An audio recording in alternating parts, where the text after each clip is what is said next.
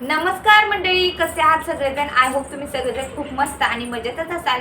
नवीन दिवसाची मस्त अशी सुंदर सकाळ झालेली आहे आणि आजच्या व्हिडिओमध्ये मी आज तुमच्यासोबत शेअर करणार आहे कुर्तीला फिटिंग करण्याची किंवा अल्टर करण्याची एक सगळ्यात सोपी पद्धत, जी की फिनिशिंग वगैरे तर उत्तम येते, शिवाय म्हणजे तुम्हाला अगदी सोपं पण जातं. जे नवीन शिकणारे आहेत, ज्यांना अल्टर करता येत नाही किंवा कुर्ती जी आहे ती फिटिंग करता येत नाही, अशांसाठी हा व्हिडिओ खूप इम्पॉर्टंट होणार आहे. शिवाय मला एक वारंवार कमेंट येत होती की शिलाई मशीनवरती म्हणजे शिलाई करत असताना धागा जो आहे तो सारखा सारखा तुटतो, त्याचं कारण काय आहे किंवा ते कसं सॉल्व्ह करायचा प्रॉब्लेम, या रिलेटेड सुद्धा मी या व्हिडिओमध्ये तुमच्यासोबत शेअर करणार आहे. सो व्हिडिओ कंटिन्यू राहा व्हिडिओमध्ये. आणि व्हिडिओ आवडला तर व्हिडिओला एक लाईक करा, चॅनलला सबस्क्राईब करा, बेल आयकॉन प्रेस करा. आणि व्हिडिओ म्हणजे जर आवडला किंवा तुम्हाला तुमच्या फॅमिली मेंबरमध्ये सुद्धा शेअर करायला अजिबात विसरू नका. तर सगळ्यात सोपी, अगदी सोपी पद्धत आहे ती तुमच्यासोबत शेअर करते. ठीक आहे, तर चला मग. तर एव्हरीवन, इथं आपल्याला काय करायचं आहे, जो कोणता टॉप जो आहे तो तुम्हाला अल्टर करायचा आहे ना, तो पण उलटा करून घ्यायचा. आणि इथं रेडीमेड म्हणजे तयार झालेलाच मात्र शिवून स्टिच करून घेतलेला जो टॉप आहे तो इथं घेतलेला आहे. सुरुवातीला जो अल्टर कलरचा आहे तो उलटं करून घ्यायचा. त्यानंतर असा व्यवस्थित अंथरून घ्यायचा. जसा मी तुम्हाला स्क्रीनवरती दाखवते अगदी सेम टू सेम. थोडीशीसुद्धा मिस्टेक होता कामा नाही, कारण याच्यामुळे काय होतं, फिनिशिंग बिघडते. त्यामुळे आता हा वरचा जो टॉप आहे तो पण मी स्टिचच करून घेतलेला आहे, म्हणजे मटेरियल घेऊन. आणि तुम्ही बघू शकता अशा प्रकारे आपल्याला व्यवस्थित ठेवून घ्यायचं आहे. आणि जर हे नवीन शिकणाऱ्यांसाठी खूप इम्पॉर्टंट आहे. जे जुने आहेत त्यांना काही माहितीच असतं आणि त्यांनीसुद्धा एकदा ह्याच्यातून गेलेलेच असतात. त्यामुळे आणि का इथं तुम्ही बघू शकता असा इतका जो स्पेस आहे तो इथं आता मला अल्टर करायचा आहे, म्हणजे फिटिंग करायची आहे इतकी. आणि हा माझा स्टॉप आहे, त्यामुळे म्हटलं चला मी अशा प्रकारे इझी पद्धतीने झटपट करून घेतलं, कारण मला थोडंसं बाहेर जायचं होतं. त्यामुळे मग पटपट आटपून घेतलं. आणि त्यासाठी म्हटलं जाता जाता आपल्या व्ह्यूअर्सना किंवा आपल्या वायटी फॅमिलीला पण ही माझी जी टेक्निक आहे किंवा ही जी माझी आयडिया आहे ती तुम्हाला पण समजावी. तर आता इथं तुम्हाला स्लीव्स पण व्यवस्थित मापे टाकून घ्यायची आणि त्यानंतर अशा प्रकारे तुम्हाला टॉप जे आहेत ते अशा प्रकारे अंथरून घ्यायचे आणि त्यानंतर आपल्याला मार्किंग करून घ्यायची आहे. बघू शकता या साईडून एवढं आणि या साईडून बरोबर मध्ये सेंटरला ठेवून घ्यायचं.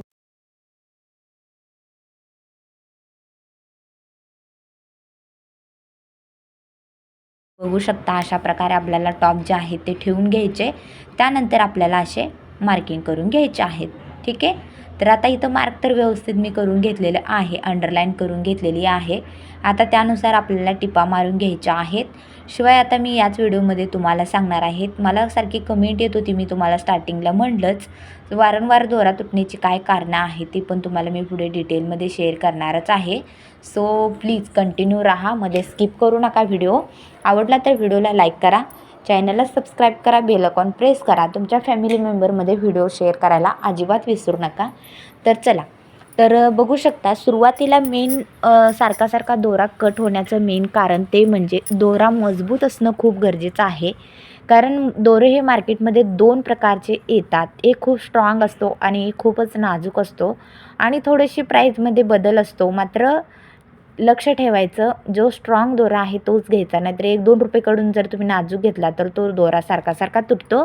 त्यानंतर बॉबिनमधून जर तुमचा दोरा तुटत असेल तर तुम्हाला अशा प्रकारचे कधी क्लिप वगैरे घ्यायचे आणि ती जी चिप आहे त्याच्यामध्ये दुरळा वगैरे अडकला आहे की दोरा कुठे अडकला आहे ते चेक करून घ्यायचं. असं झाल्याने सुद्धा खालून बॉबिनमधून दोरा तुटतो. त्यानंतर ही जी तुम्ही दोरा गुंडाळता बॉबिनला किंवा बॉबिन भरता, अशा वेळेस असा जर शिल्लक दोरा जर राहिला तरी पण तुमचा दोरा जो आहे तो गुंता होतो. खाली मिशीनसुद्धा म्हणजे जे काही मिशीनचं शटल असतं तिथंसुद्धा जाम होण्याची शक्यता असते. त्यामुळे तो जो शिल्लक दोरा आहे तो तुम्हाला व्यवस्थित काढून घ्यायचा आहे.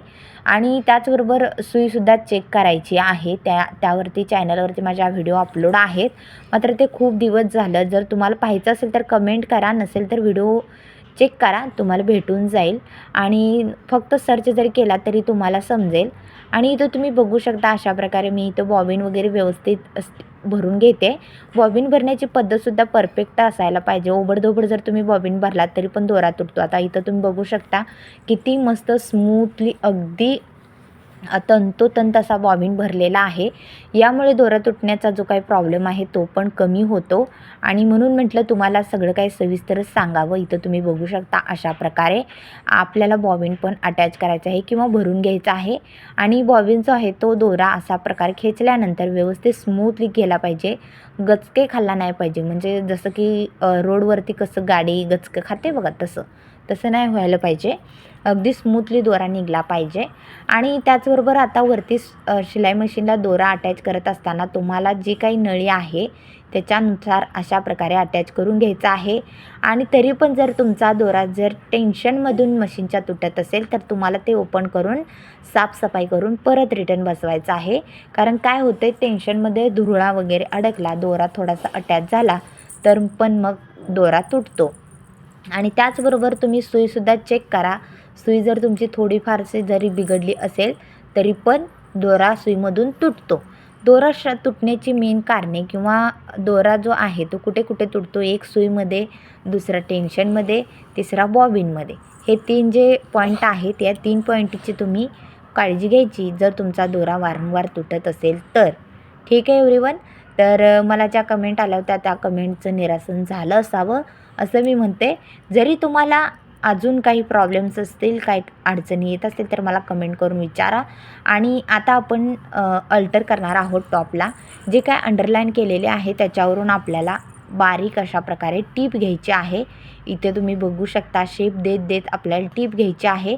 आणि जरी लाईन आपली ओबडधोबड झाली असेल तर टीप ओबडधोबड द्यायची नाही, लाईन घेतानाच व्यवस्थित घ्यायचे, जेणेकरून तुमची जरी टीप वाकडी तिकडे आली तरी ही फिनिशिंग जी आहे ती परफेक्ट यायला हवी. बघू शकता अशा प्रकारे. ठीक आहे.